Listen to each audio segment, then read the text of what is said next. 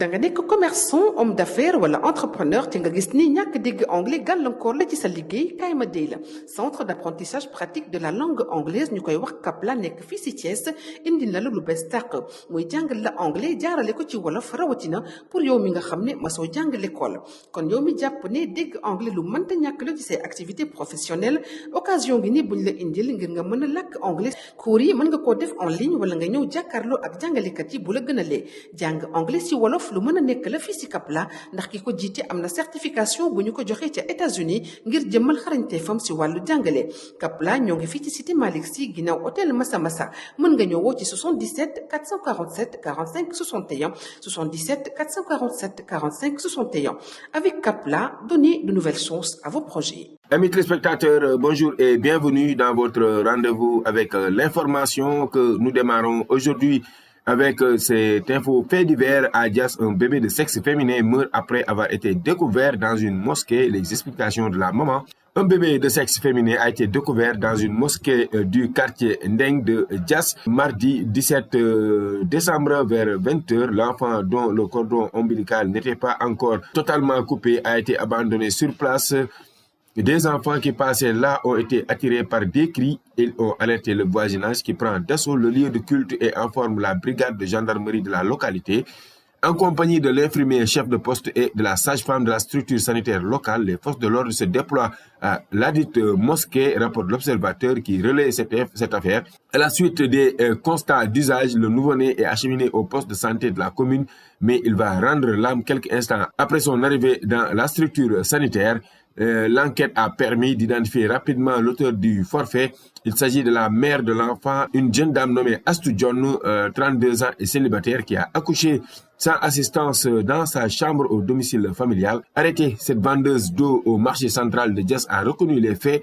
Face aux enquêteurs, informe le journal du groupe Futur Média, elle déclare être tombée enceinte des fruits de sa relation amoureuse avec un animateur de son quartier. Seulement, elle dit avoir tardivement découvert son état de grossesse qu'elle considère comme une surprise désagréable, ce qui l'a poussée à se débarrasser de son bébé. Toujours fait divers, voyage en Suisse, le non-voyant, les 179 passeports et la plus de millions de francs CFA. Pape Modou Kane est dans de beaux draps. Ce non-voyant de 28 ans a été arrêté par les éléments du commissariat de l'unité 15 des Parcelles Assainies. Il a été déféré au parquet pour association de malfaiteurs, escroquerie, faux et usage de faux.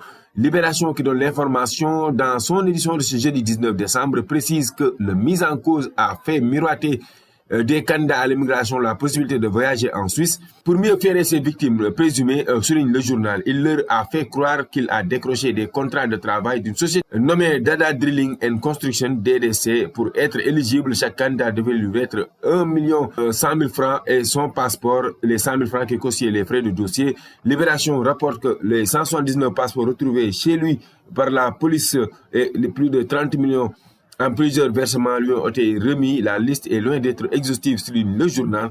Pape Modou Kane est tombé à la suite d'une plainte de Abdoulaye Mbaye après lui avoir remis 13 passeports et 1,5 million pour les frais de dossier. Le plaignant espérait que les candidats au voyage allaient embarquer comme promis le 29 novembre. À cette date, pointe la source. L'escroc présumé a fondu dans la nature. Les autres victimes ne tarderont pas à se manifester. Celles-ci sont de Sangalkam, Notto-Gouye Diama et Tivaouane d'après Libération.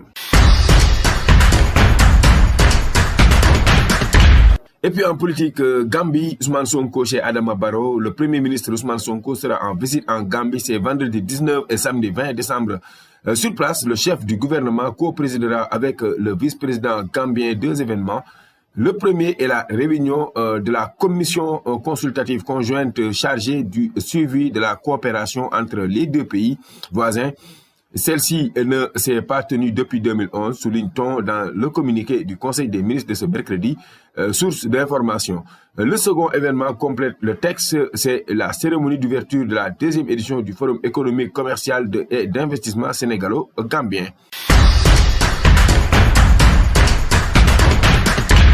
Et nous parlons sport, lutte à la face, un pas vers la grâce. Ada Fass purge une suspension d'1 an. La sanction a été prononcée le 2 juillet dernier par le CNG qui reprochait au lutteur d'avoir pris 31 minutes supplémentaires sur le temps qui lui était imparti pour sa préparation mystique. C'était lors de son combat contre Gurgui le 30 juin. Ada Fass ne pouvait demander la grâce qu'après avoir purgé la moitié de sa peine. Il est arrivé à cette échéance. Selon Record, le lutteur a introduit sa demande auprès du CNG. Dans la foulée, il a été reçu par le président de l'instance, Malick Ngom. La suspension est difficile pour moi, mais également pour mes supporters qui souhaiteraient me voir lutter tous les week-ends. Nous avons que la lutte pour gagner notre vie, a-t-il plaidé dans les propos repris par le quotidien sportif. La balle est dans le camp du CNG. Ada Fass doit affronter Lac de Guiers 2 et Liss Ndiago, mais ces affiches ne pouvaient être calées sans que la question de sa suspension soit clarifiée.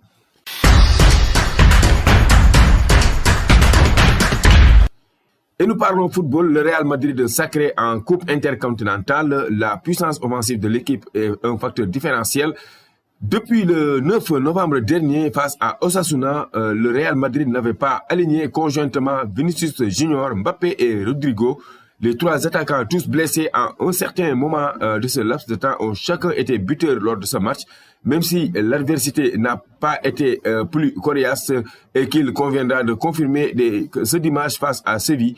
L'attitude de ces trois hommes laisse présager de très belles choses, alors qu'en début de saison, l'abattage défensif des deux Brésiliens et du Français était clairement insuffisante et pénalisait l'équipe, celle de Vinicius Junior et de Mbappé notamment.